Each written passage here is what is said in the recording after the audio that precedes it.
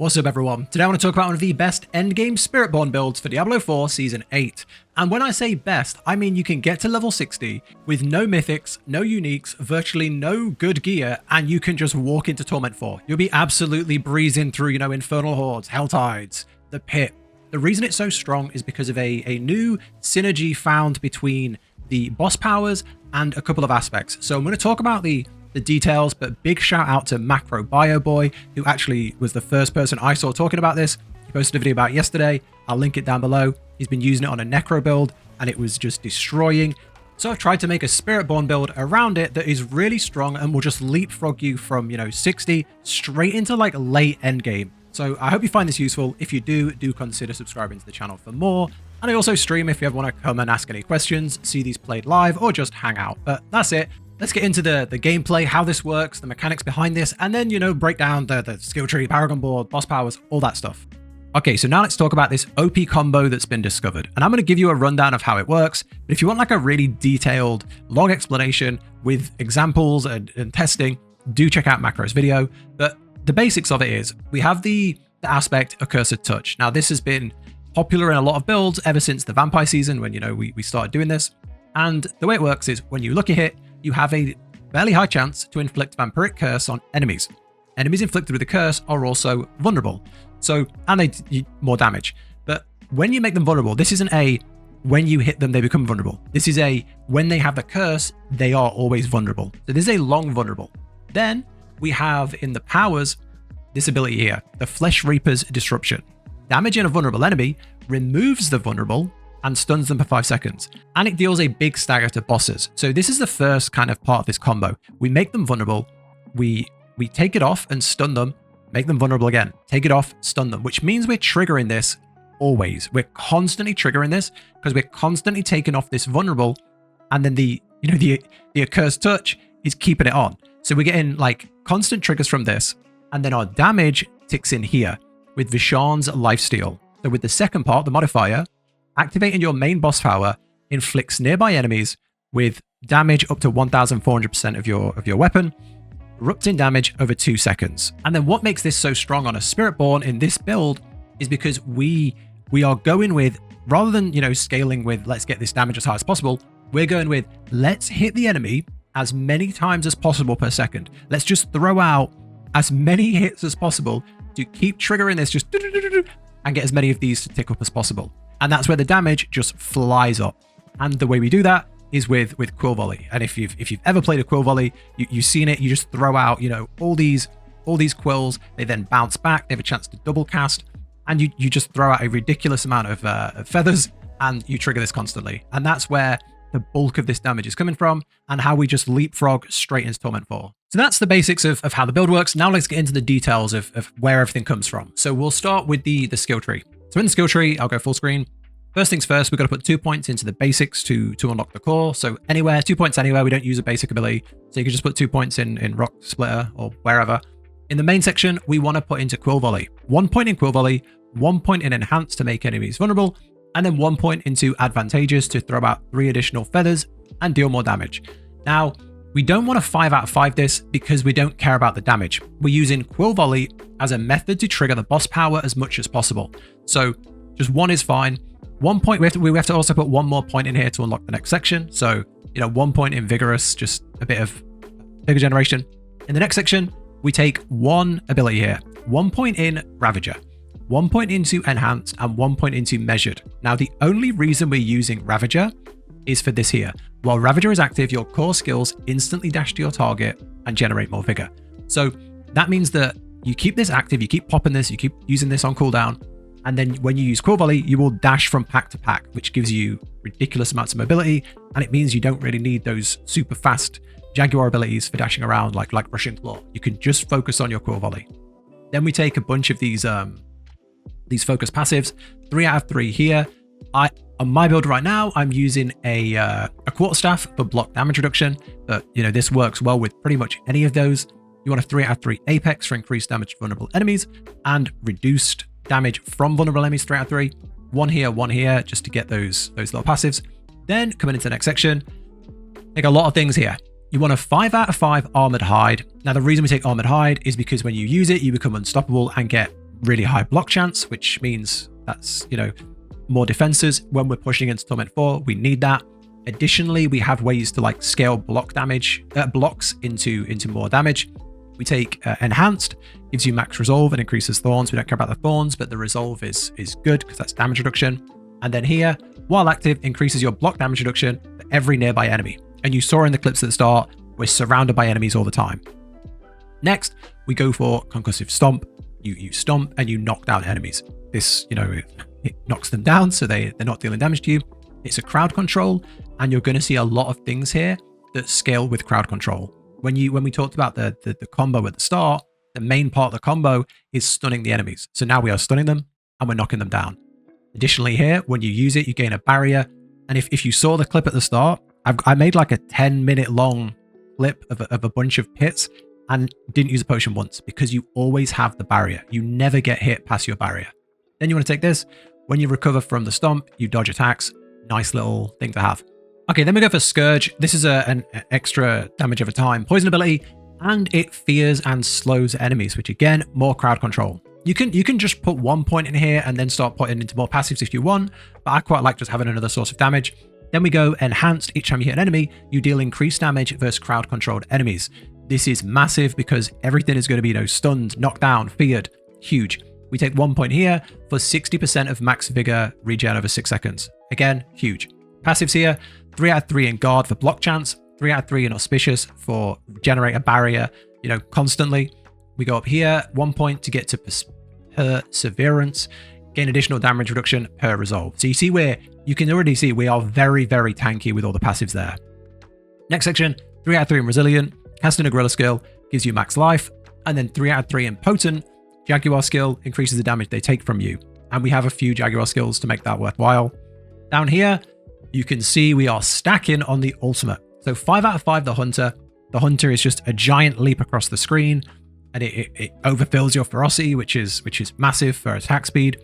We want to take Enhanced, Harmonious for the overfill, and then we take Exalted. Defeating an enemy has a chance to instantly reset the cooldown. This, when you see this being played, when you get into endgame with this, the cooldowns just come off really fast without even worrying about it, with no uniques and no mythics. In this section, you kind of want to just dip into these to get a bit of everything. You know, these are all just good to like dip into with your passives. You want a 3 out of 3 this one, which gives you the supremacy stacks. This is really good. If you can get supremacy anywhere, it's amazing. It ramps up your damage while ever you use your ultimate. And with how good the cooldowns are in this build, we'll be using this a lot. You can also go into here, which gives you more resets on your other abilities, your potencies, focus, things like that. And on the key passive, we take this here, Prodigy's Tempo. Every third cast of the same basic skill, every third cast of the same core skill, however, reduces all skills active cooldowns by 10% and increased by 2% for each of their skill ranks, which is fantastic. So that is how I would run the build. It is incredible. From the second you hit 60, this blasts. Okay, now for the Spirit Hall. If you've not really played a Spiritborn much, you've got a primary and a secondary. Your primary is a big bonus, and it changes all of your skills to whatever the primary spirit you pick. Secondary is an added bonus. So for the primary, Gorilla. Gorilla is incredible. Every time you cast a Gorilla skill, you gain a barrier. All of your skills become Gorilla skills, so you always get the barrier. This is good because we take a lot of barrier in our skill tree, and you can pick up barrier generation on your tempers, which means you're a tank. You jump into a big pack of mobs, you've got this massive barrier, you've got block chance, dodge chance, damage reduction, so many ways to just like reduce damage. And when damage does come through, you've got a massive barrier. On top of that, we're crowd controlling everything, stun, slow, fear, knockdown. So yeah, we're easily pushing high torments. Even if your damage isn't quite there, you're going to have the defenses to just grind it out. Then at the bottom, we go for Jaguar. Max ferocity is increased. Gain ferocity whenever you defeat an enemy or damage a boss. That's basically attack speed, more damage, which helps a lot. And it's not just like we're doing more damage, we're getting more of our quill volleys out, which means we're triggering this boss combo more. So yeah, also like with the Gorilla, we have a few aspects which I'll talk about, which trigger off of using Gorilla skills. So it's like a double win. Okay, now let's talk about gearing. And I'm going to use the build guide for this because it can show exactly what you should be working towards. It's much better. And my gear just isn't very good. Like my gear is just not great. A lot of the stats aren't what I want. A lot of the tempers didn't roll perfectly. I tried to throw this together as fast as possible because I wanted to make a build around what this new combo is. So yeah, I can show you much better on here. This will be out at the same time as the video. I'll link it down below, skill tree, Paragon Board, all that stuff's on here. But here's the gear. And we've got the stats we're looking for as well, which we can talk about. So the aspects we want, helmet, again, no mythics, no uniques, just pure aspects, very easy to make. On the helmet, reactive, gain block chance, blocking an attack has a chance to cast a free concussive stomp at them, which is really good in this build. On the chest, layered wards, your block reduction is increased while you have a barrier. We have a barrier all of the time, so we get increased damage reduction. We go for rebounding. Quill volley's feathers pop at their apex and return to where they were cast, which means you get to double dip on your quill volley, triggering your boss power more. We go for aspect of interdiction, gain block chance per resolve stack, and we have a lot of that with all of our gorilla abilities. We go for duelist, max ferocity increased by 1 to 5. That is, additional attack speed. Again, more attack speed, more quill volleys, more damage, more boss power triggers, more damage. On the, I'm going to avoid the weapon for now. Okay, now let's talk amulet. So we go for the unyielding hits. Now, casting a gorilla skill increases your weapon damage by up to 30% of your armor for 3 seconds. Max of 1,500 bonus weapon damage. Now, that means that every time we cast a gorilla skill, we get more damage, basically. And that scales really well off of the boss power, which is our main big OP damage combo. So every single skill is a gorilla skill. So every single thing we click triggers this. And this means that no matter how high our armor is, we're getting more damage. So if you just keep increasing your armor, you're just getting more and more damage. With it on the amulet, up to 30%, that means we can have like up to 4,000 or 5,000, I think it's 5,000 armor, and you'll just get more and more damage. So if you pick up some armor, like percent armor on like an amulet or percent armor somewhere, and then extra armor everywhere, you can find it. There's loads in the Paragon Board. And as you masterwork your gear, all that armor goes up. That's just more and more and more damage. So this is really nice. On the rings, accelerating, core skills increase attack speed, more quill volleys, more damage. And then the big one, a cursed touch, is the big trigger for our the damage combo. We make enemies vulnerable, and then we flip that with the boss power, and we trigger the vulnerable enemies, and we stun them. So yeah, that's everything. The last thing is the aspect of planes power. So the one thing this needs a little help with is bosses. So we have amazing like clearing speed, but on bosses, we need a bit more damage. And this gives us that bit more damage. You basically have a chance to drop a Mystic Circle, which caps and increases your ferocity, so you can do more damage and you can just attack faster. It's really good on bosses because we drop the circle, we stand still, and we just ramp out more damage. Additionally, as we're jumping through like big packs of mobs, like in the pit, you're clustering them together, you're dropping the circle, and you're getting the benefit there. But it really helps on bosses. Now let's talk about the gear stats. So in terms of like what we're looking for in our gear, you kind of want to be going for, the generic armor, life, lucky hit chance, dex, attack speed, all that stuff. Vuln damage is pretty good as well. And that's all the stats we're looking for. You can have this open while you're gearing and tempering if you want, but they're the main things. In terms of the tempering, the big things we want on tempering is wherever we have offense, we want Mystic Circle potency. This means that as we drop this circle, all of the benefits we just talked about on the two-handed weapon are increased. Okay, and then wherever we have resource, we want to take lucky hit, chance to restore primary resource. So because we're using quill volley and we're throwing out tons and tons of quill volleys, we're burning through vigor. This, if you have it in a few places, will pop your vigor straight back up. You can get it in 3 places easily. You can get it in your amulet, your ring, and your other ring, and you'll be fine. You'll be completely fine. You should have like full uptime, and you'll never need to worry about vigor. Barrier generation is really good on utility, and then the only other thing is on your two-hander.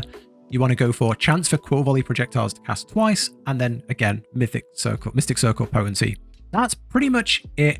Now, if you were really trying to play into this, I can see a way where we go into like damage over time, and we go into really trying to ramp up the boss power ability itself. But I've thrown this together as well as I can in when this was discovered, so that you can all try it and everyone can play it and we can all have fun. But there is definitely a lot of how can I say, theory crafting to be done here, and more. You can probably take this further if you play it for a long time. So yeah, I hope you can do good with this, and I hope you can find some really cool stuff. Let me know if you tailor it a certain way, you try some new abilities, you find something cool. But yeah, this is how I've got it, and it works really, really well. Okay, onto the boss powers. We've kind of talked about this. We want Flesh Reaper. Damaging a vulnerable enemy removes the vulnerable and stuns them. The vulnerable gets triggered straight back on with the accursed the aspect. Then we go for Torusk's Rage for attack speed. We go for Harbinger of Hatred's Volley, which gives us increased vuln. And then we go for the Vasharns Lifesteal, which is, you know, the core where this is all built up. I don't want to talk too much about these because I went into detail of how this all works at the start. But yeah, this is the setup that is bringing us so much damage. The only things I don't think I've talked about other than the Paragon Board is the gems. So we go on the runes, Hock Q. So you spend resource and invoke barrier. You know, we've spoken so much about barrier, and we burn through our resource with quill volley. So you're going to see that a lot. And then the other one is down here, Zan Cry. So cast an ultimate twice, and you cast the Spiritborn Vortex, pulling everything in. Now, the reason that's so good is our ultimate comes off cooldown incredibly fast. Like, you'll be jumping around constantly, and then you'll be constantly pulling enemies in. We don't need any of the things that come from Vortex other than the pulling them in. So we may as well just have it on a rune, giving us the space on our bar for a concussive stomp. So yeah, that's it. Okay, now for the Paragon Board. I've done a full 300-point Paragon Board in the build guide if you want to see that. But you know, when you get, you know, with the changes to the Paragon Board only having 5 boards, you can pretty much get every single cluster that you want, which is great. But here's what you really want to know: what boards and what glyphs to take. So here's how I've got it. At the start, fitness, for every 5 dex, you deal increased crit damage, and then skills that crit strike generate 3 vigor. It's good to get that early because that helps with your vigor generation when you're just starting out at endgame. You're going to be throwing out a lot of quill volleys, so this helps quite a lot. You don't need to worry too much about dumping loads of points around to boost that. Just do 40 dex so you can get the 3 vigor generation. Next board, we go for sapping. When you cast 3 of the same skill, 15% vigor, restore 15% of your vigor, and deal 30% increased damage. Again, get this in early, tilt it around this way so you can get there early, and you'll just knock out your vigor problems straight away. All our skills are the same, like everything's a Jaguar skill, because, you know, we have the Spirit Hall. Okay, then we come up here. There's some good things to grab here. You know, we've got the resistance to all elements, which is fantastic. We've got the attack speed, pretty good. And then we hit here with Canny. For every 5 int purchased, you deal increased non-physical damage, and then they take more non-physical damage from you. So really good to fill this little cluster out. Head up to the top, and we go for the revealing board. 30% chance to knock down vulnerable enemies. All our enemies are vulnerable all of the time because of our accursed aspect. And you deal 30% increased damage to crowd-controlled enemies. And we have knockdown, stun, fear, slow. We've got all of the crowd controls, other than freeze, I guess. But yeah, we've got it all. So you're going to be dealing a lot of damage. Up here, we go for the innate. Casting an innate skill, it gives you damage reduction. That's what we want from this. We want the damage reduction. Everywhere we can get a bit more reduction is great because we're tanking tier 4 mobs. Down here, we go right and we go into this board here for Vicious Shield. 1% increased damage for each 3% of max life you have as barrier, which means every time on our gear where we're taking life, every time we're taking Give Us Barrier, all these defenses we're stacking is more damage, which is phenomenal. It's really good in this build. It makes making a tanky build pay off. Then we go for this Spirit, increase crit damage, and then when you get the additional bonus, crit strikes increase the damage an enemy takes from you by 3% up to 15%. Really good. You want to fill that out when you got the points. Down here, we go for the drive. After moving 10 meters, you deal 3% increased damage up to 30%, which is good. We dart around quite fast with the Jaguar skills. You know, the Ravager and the Hunter give us quite a lot of mobility. Then we go for the Ritual. Every 5 you gain increase Mystic Circle potency. While standing in a circle, you deal 10% increased damage and take 10% reduced damage. Really, really good. That's pretty much everything. That's all there is to know, really. Like I say, my gear's not great. My glyphs, you know, I've only got 1 legendary glyph equipped. I pretty much saw Macro's build yesterday. I saw him talking about this combo and how he was playing it on his Necromancer, and I was like, I've got to get this working on my Spiritborn. I got to try it. I moved over from my poison build I was playing. I tried like 4 different builds. I got on the quill. I tried lots of different builds on the quill volley, and this is what has worked the best. So my glyphs, you know, some are really low level, like level 16, 50, and things like that. So yeah, not a fully optimized build, and I'm pushing like tier 65s, 70s easily. If you've got like high level glyphs, optimized gear, you've rolled the gear at the enchanter, all that stuff, or you've got some good gear with good graphics, you'll be dominating. You'll be blasting. And that's without mythics. If you get a mythic, like you get the Starless Skies ring or something, you're going to be flying. You're going to be doing a lot. But that's everything. That's it for the video. I hope you've liked it. If you do like this, if you do like this build, I hope it helps. There's a lot of progression to be made here. There's a lot of ways this could get better. I wanted to get this out as fast as possible so that you can have fun. Spiritborn has been a little behind some of the other classes, a little bit. It's not had the boom at Endgame that some have. So I wanted to get this out. So if you're struggling with your Spiritborn, if you're, hesitant to make one because you're worried about Endgame, no need to worry. This is gonna treat you very well, and you can just jump straight on it. If you find ways to make this better, do let me know. If you find some other cool things with this build that work really well, let me know. But that's it. Thank you so much for watching. Subscribe if you want to see more. I also stream, got a Discord, all that stuff. Thank you so much. Take care, and I'll catch you in the next one.